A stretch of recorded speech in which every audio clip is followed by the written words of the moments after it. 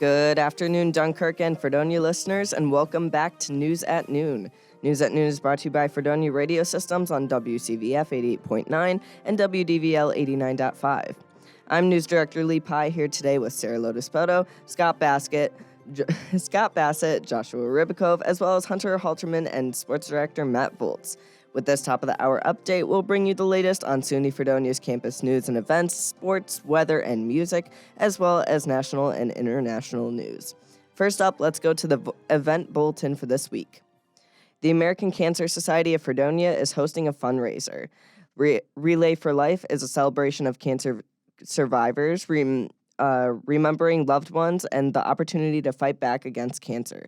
To make it clear, the Relay for Life is not a race or a run. It is an event where the American Cancer Society hosts performances, games, ceremonies, and other fun activities. The theme for this year is Pajama Party, so if you're interested, you can sport your best sleepwear or comfy clothes. This event is open to everyone, and all ages are welcome. The event is on Saturday, April 20th from 1 p.m. to 9 p.m. in the Steel Hall Fieldhouse. Fredonia Radio Systems is hosting their annual vinyl painting fundraiser on today from 6 p.m. to 8 p.m. in the Williams Center Room S222. If you're interested, a small fee will be paid for getting a vinyl to paint. All paint supplies will be provided. Ethos New Music Society is hosting a two-part recital, Student Composer Concert 6. They feature student composers and performers performing world premieres of new pieces of music. All kinds of genres and styles are included.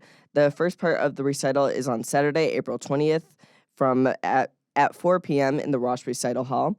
The second part is Monday, April 22nd at 8 p.m. in the same place, Roche Recital Hall. If you are interested, the event is free and open to the campus and community. If you are looking for more information, check out their Instagram at Ethos New Music regarding the event. That's it for the information through the grapevine. Next up, we'll bring it to Scott for our latest campus news updates. From April 19th to April 27th, Fred Grows is hosting Earth Week. Throughout this Friday and all of next week, many events are being held, either in the Williams Center or in the Science Center, depending on the day. All capping off next Saturday, the 27th, at the Science Center main entrance with the annual Garden Gala. Derailed, an immersive theater experience, will be coming to the Williams Center, B046. This wonderful murder mystery dinner will be this Saturday at 7 p.m., running until 8:30. This Thursday, April 18th, Madeline Murphy-Smith will be hosting a comedy show in the Blue Lounge at 7 p.m. A well-respected and traveled Fredonia alumni, Madeline is bringing her talents of comedical prowess with a talk on the importance of queer storytelling after. That's it for campus news. Now let's send it back to Lee. Thanks, Scott. Next up, we have local news. The conservation of water in the Fredonia-Dunkirk area is still happening. Contractors began cleaning out the clear well at the Webster Road holding tank on Monday and is still in the works. Mayor Michael Ferguson said, quote, We actually came within seconds of a boil water order. We are still asking people to conserve water, just in case. Conserving water is better than boiling it, end quote. There is no boil water order at this time, but it might come into effect if people do not conserve their water. The Ripley Central School District Board of Education is participating in a program called Capturing Kids' Hearts, where the strategist O'Neill Arrington will be visiting the district. The goal of the program is to increase the trust children have in the school staff, as well as the staff building stronger relationships with the kids. It focuses on verbal language as well as nonverbal with body language and tone. There's also a Kids' Heart Challenge which is organized by the American Heart Association, where kids learn about their own hearts and encourages physical and emotional well-being. A Pennsylvania resident pled guilty to transporting firearms in the Jamestown area. Christian Arroyo Colazo transported or attempted to transport firearms such as pistols, AR-style rifles, handguns, revolvers, and high-capacity machines, which in total was approximately 40 different guns. He participated in social media to conduct conversations relating to distributing the firearms to potential buyers. The case is being prosecuted under the new criminal provisions of the Bipartisan Safer Communities Act that passed in 2022. This is the first federal statute specifically designed to target the unlawful trafficking and straw purchasing of firearms. The sentencing is scheduled for August 16th before Judge Sinatra. The sentencing could be up to 15 years in prison. That's it for your local news update. Now let's bring it to the sports guy, Matt Volz.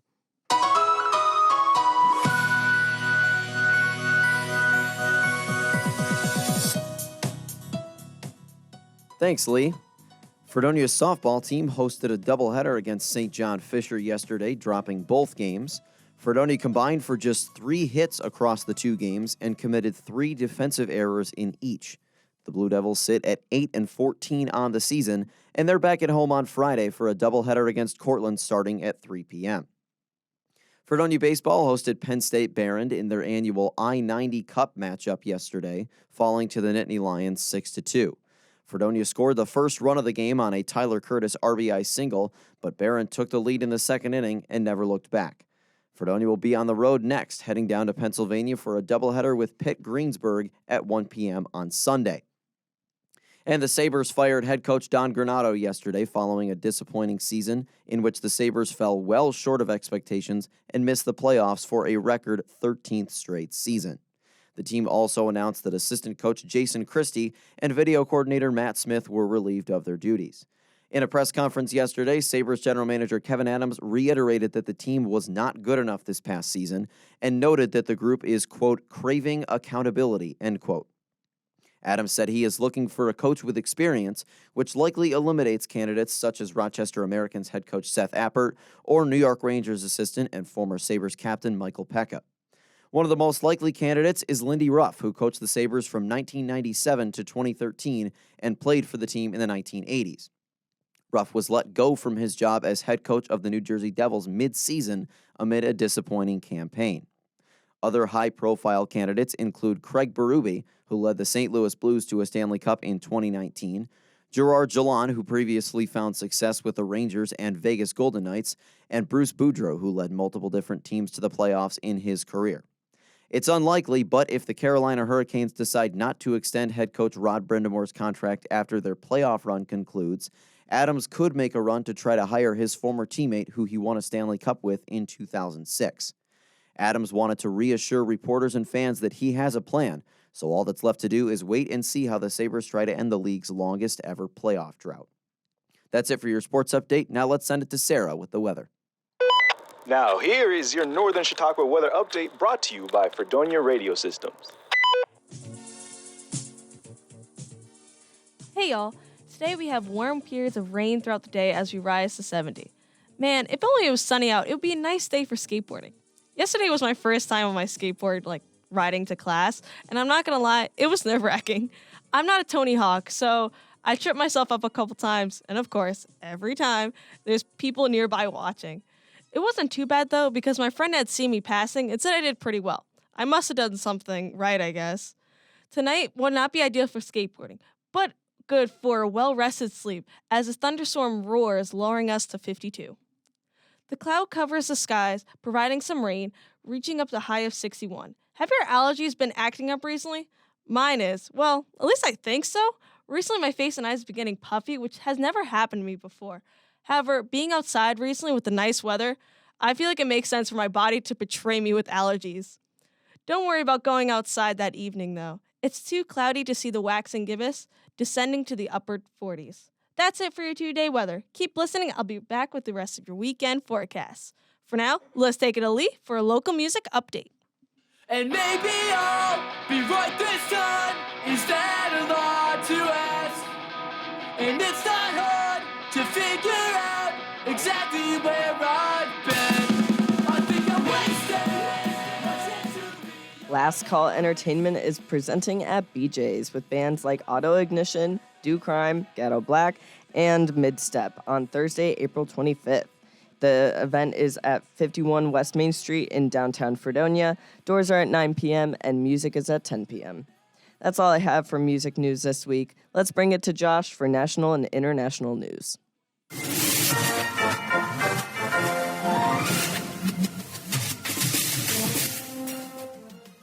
Manhattan's court has found the first 7 jurors for Trump's hush money trial, but 11 more are still needed. Finding a jury clear enough of political bias is a difficult feat when the defendant is one of America's most polarizing political figures.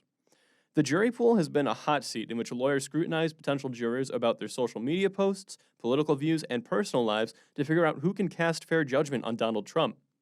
Although the trial still requires 11 more jurors, the current 7 is a group that consists of an information technology worker, an English teacher, an oncology nurse, a sales professional, a software engineer, and 2 lawyers. Donald Trump will be the first ex-president on a criminal trial, and he is facing 4 criminal indictments and a civil lawsuit. Iran rained down about 300 missiles and drones into Israel over the weekend, but Israel's Arrow 3 missile defense system successfully intercepted nearly every attack.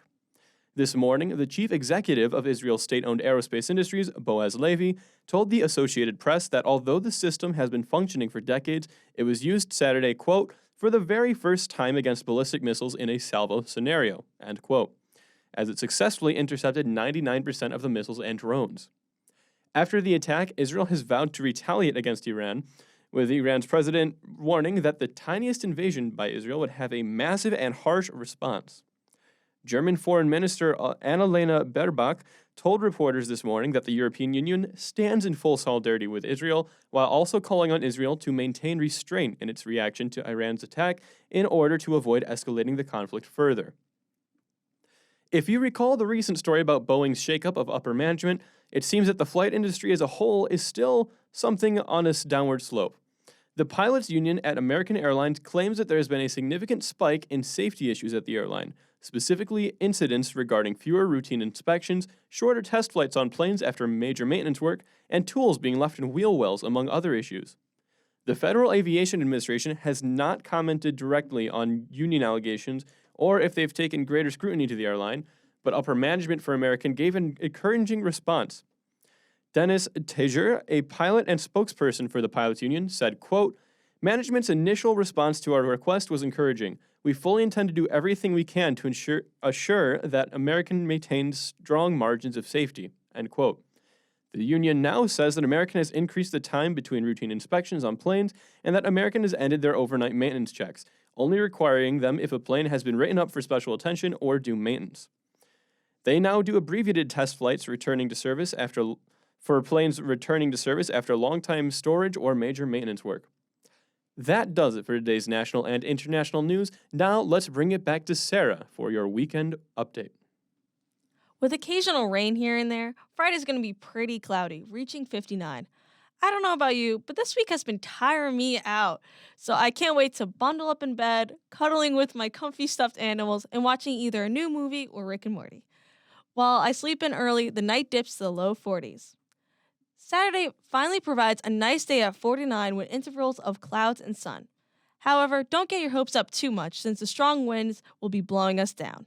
Aside from being April 20th, also 420, another thing we could be celebrating is National Lookalike Day. Luckily for me, with my twin, I celebrate every day. From what my friends tell me, me and her look pretty identical. So if one of us happens to be a famous actress, the other one has a guaranteed job as a stunt double. I'll have to give her a call later that evening as it descends to the upper 30s. Sunday continues on the good vibes as the sun breaks through the clouds, providing a high of 50. I'm really liking this warmer temperatures from this week. I gotta give a shout out to this weather for this one. The Sunday night dips into the low 30s as the skies clear up. That's it for your weekend forecast. Let's take it right back to Lee. That'll wrap up for today's edition of News at Noon. Campus News is written by Scott Bassett. Local news for this broadcast is prepared by Lee Pye. Weather is presented by Sara Lodespoto. Sports is presented by Matt Volz. Music is prepared by Lee Pye. National and international news is prepared by Joshua Ribakove. And finally, board operations for this broadcast are performed by Hunter Halterman.